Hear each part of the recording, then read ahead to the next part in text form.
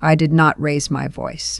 I did not push back my chair. I picked up my water glass, took one slow sip, and set it down again. That was the moment my son-in-law realized something had shifted. He just did not know what. My daughter's name is Vivian. She is 34 years old, and she has her father's eyes and my stubbornness, which is the combination that got her through 2 degrees, a job she loved at a Halifax architecture firm, and a life she had built carefully and well. She was not naive. She was not fragile. She was simply, as I understand now, targeted. His name is Warren. He came into her life at a dinner party hosted by a mutual friend in the fall, 3 years before the night I am about to describe. He was charming in the way that certain men are charming. Attentive, well-dressed, quick with a compliment that felt specific, rather than rehearsed. He asked Vivian about her work. He remembered details from one conversation to the next. He called when he said he would call. I liked him in the beginning. I will say that plainly because it is true, and because I think it matters. I am not someone who is easily fooled. I spent 26 years as a family court judge in Nova Scotia. I have sat across from people who lied to my face with extraordinary confidence, and I learned over those decades to notice the small things, the pause before an answer, the smile that did not reach the eyes, the story that was just slightly too smooth. With Warren, I noticed nothing, not at first. They moved in together after 8 months. That was quicker than I would have chosen. But Vivian was 31, and it was her life, and I had raised her to make her own decisions. His sister, Pamela, threw them a small housewarming dinner at her condo in Dartmouth. I brought wine and a good cutting board and spent the evening being pleasant. Pamela was the kind of woman who delivered opinions as though they were facts, about the neighborhood Vivian and Warren had chosen, about the layout of the apartment, about whether Vivian's firm was prestigious enough given Warren's position at the investment company. I noted it. I did not comment on it. The first thing I saw that I could not explain away was at Thanksgiving. Vivian had cooked the entire meal, the turkey, the squash soup, the 2 pies, and Warren sat at the head of the table and accepted the compliments on her behalf. When my son-in-law's mother said, "Everything is just beautiful," Warren said, "We worked hard on it." Vivian looked at her plate. I looked at Vivian. After dinner, when we were washing up, I asked her if she was all right. She said she was tired. She laughed and said Warren had strong opinions about how things should be done and that she was still learning the rhythms of living with someone. I believed her because I wanted to believe her, and because the explanation was reasonable, and because she was smiling when she said it. A year passed, then another. I began to notice that Vivian called less. When she did call, she was careful. She chose her words the way you choose your footing on ice. Slowly, deliberately, with one eye on what might give way beneath you.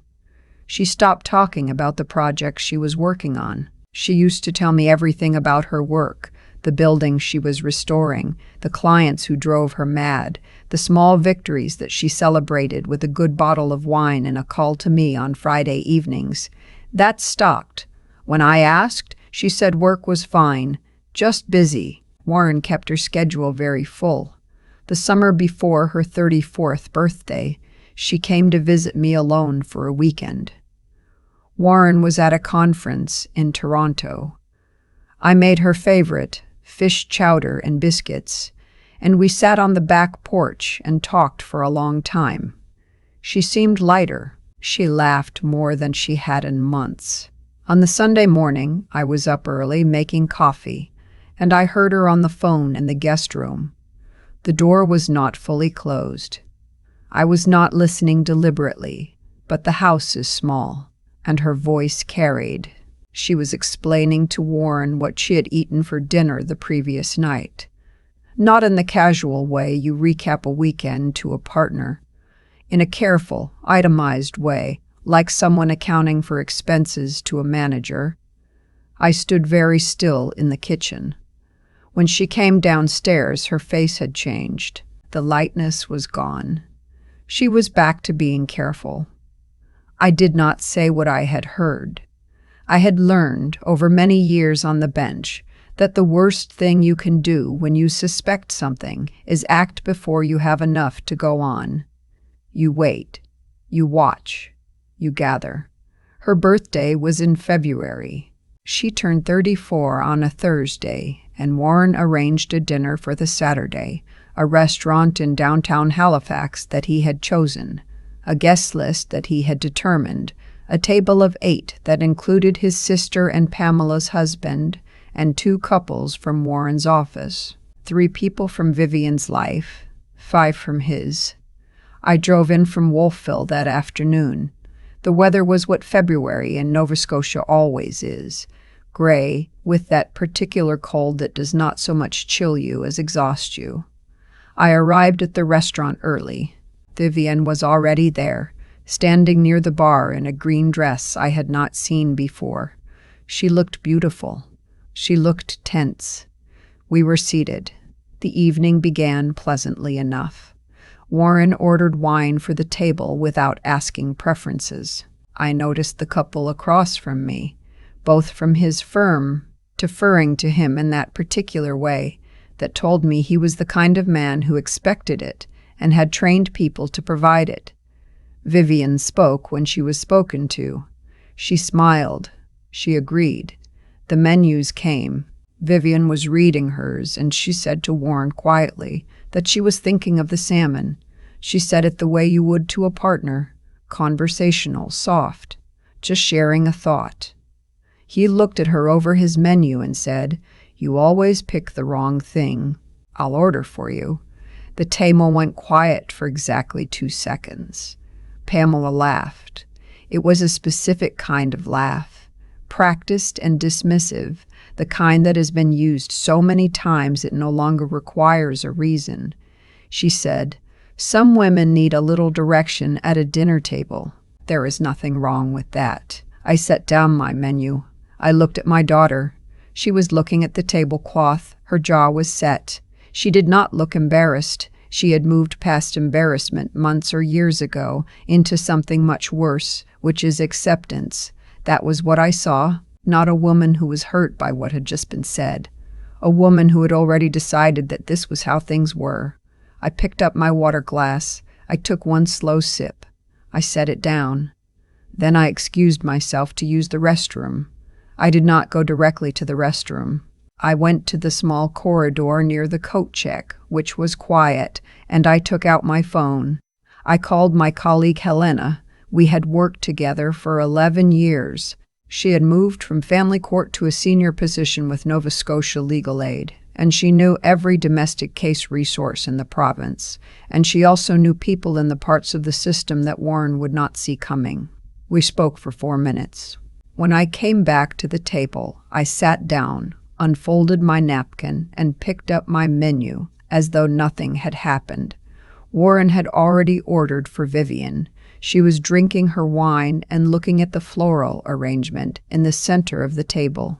Pamela was telling the table a story about a friend whose wife had apparently become impossible after going back to work. Everyone was listening politely. I watched my daughter. At the end of the evening in the parking lot, I hugged Vivian for a long time. I told her she looked beautiful in the green dress. She held on a moment longer than usual. When she pulled back, her eyes were too bright. She said, "I'm fine, Mum." She said it the way people say things they have been saying so often they have stopped hearing themselves. I drove back to Wolfville in the dark. The following week, I asked Vivian if I could come down for a visit. I told her I had an appointment in Halifax on the Wednesday, and could we have lunch? She said, of course. When I arrived at her apartment, Warren was at work. I had brought lunch, sandwiches from the deli she had loved since university, the kind with the pickled cabbage that she used to request every birthday when she was small. We sat at her kitchen table, and for a while it was easy between us. Then I told her I wanted to talk about something, and her face changed. I did not lead with accusations. I did not tell her what I had seen or heard.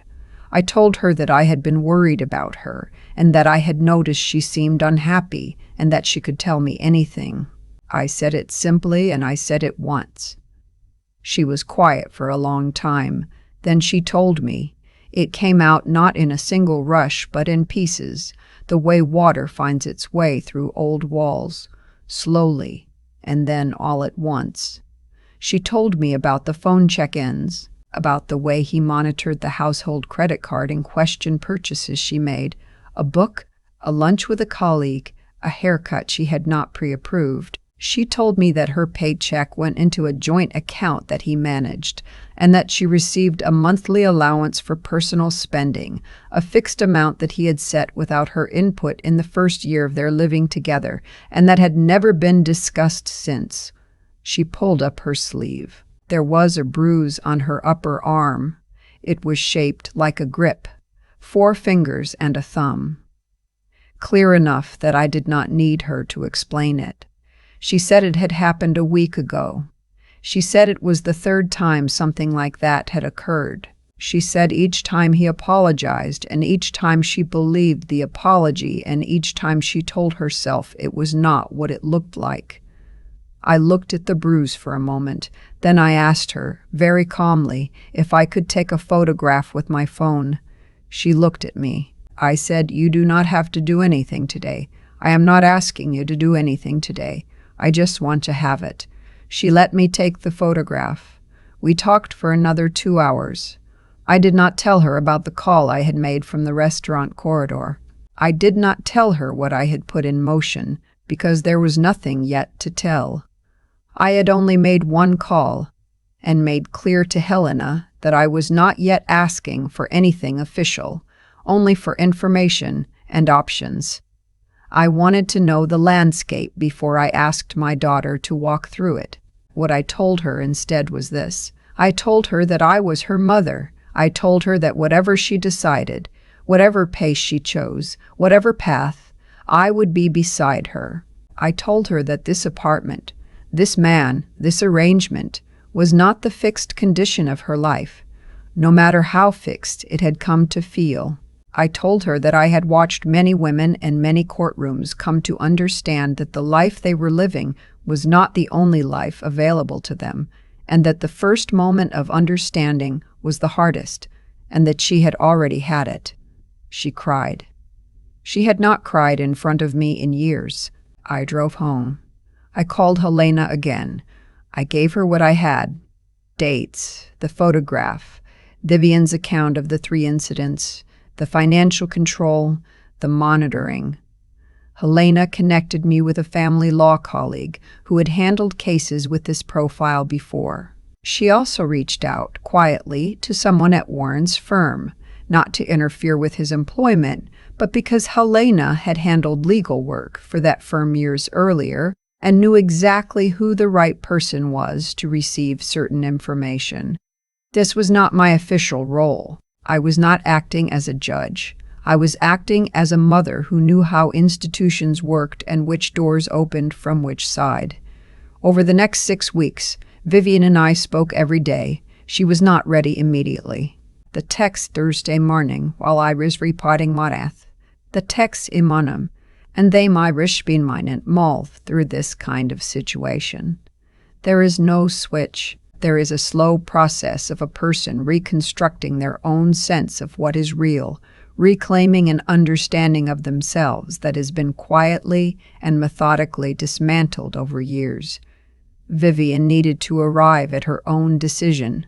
My job was to make sure she knew the door was open and to keep the lights on. She called me on a Tuesday morning in April.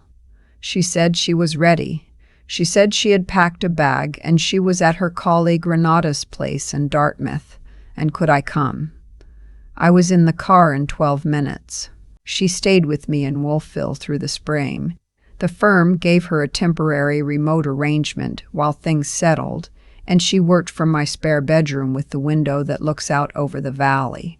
Some mornings I would bring her coffee and she would be sitting at the desk with the light coming in, and she looked like herself again. Not entirely, not yet, but in the way that something returns to itself after a long winter. The legal process unfolded.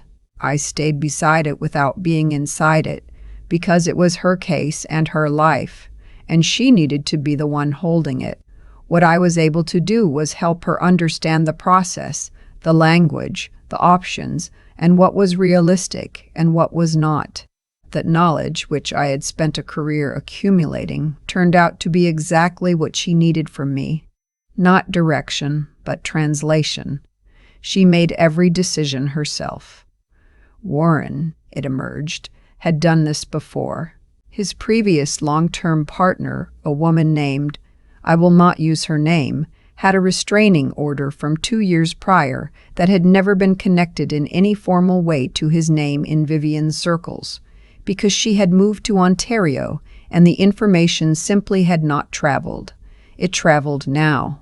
I will leave it at that. Pamela called me once during this period. She was not kind. She told me I had interfered in a marriage, that I had turned my daughter against her brother, that I had no business inserting myself into their lives. I listened to the full speech. When she was finished, I told her that my daughter was safe and that I wished her well, and I ended the call. In October, Vivian drove back to Halifax. She had a new apartment, smaller than the one she had shared with Warren, on a street near the waterfront, that she had always liked. I helped her carry boxes. We assembled a bookshelf together and ordered Lebanese food and sat on the floor eating it, because the table was not yet in the right place. And she told me about a restoration project she had just been assigned, a century-old building on Barrington Street, the kind of work she had always wanted. She was laughing again, not performing, actually laughing. There is a question I get asked sometimes by women who have heard some version of this story from someone who knows someone. They ask me how I knew when to act and when to wait. I tell them the same thing I used to tell the articling students who came through my courtroom. You do not act on what you feel. You act on what you can see and what you can prove and what the person in front of you is ready to receive. You hold the door open. You do not push anyone through it before they are ready, because a person who is pushed through a door before they are ready will find their way back to the other side of it. What you can do is this. When you see the grip-shaped bruise, you ask if you can take the photograph. You make the call from the corridor. You bring the sandwiches with the pickled cabbage. You drive the 12 minutes without hesitation. You say, I am here, and you mean it, and you keep meaning it, however long it takes. That is the only thing I knew how to do. As it turned out, it was enough. If anything in this story felt familiar to you, if you recognize something in the way Vivian smiled at her plate, or the way she explained her dinner to someone who had no right to demand the accounting, please save the messages. Keep the photographs. Tell someone you trust. The text Thursday morning Thursday my was repotting my rosemary on the back. I have thought a lot in the months since about what made the difference. Not the phone call, though that mattered. Not my years on the bench, though that opened doors. What made the difference, I think, was that Vivian eventually trusted herself enough to say the words out loud. The tech morning, while I rose, bat anything I did. There is something I have seen repeated so many times in courtrooms and in life that I no longer think of it as coincidence. When someone acts without integrity over a long period, quietly, consistently, in the small moments where they believe no one is watching, it does not stay hidden. It accumulates. Warren controlled Vivian's spending down to a haircut. He logged her meals. He left marks on her arm and then apologized with such fluency that she began to believe the apology was the truth and the mark was the aberration. But none of that happened in isolation. It happened because he had decided somewhere early on that she was someone he could shape rather than someone he had to respect. That decision, that fundamental failure of decency toward another person, is what set everything else in motion, and it is also what undid him. You cannot build a life on that foundation without the whole structure eventually giving way.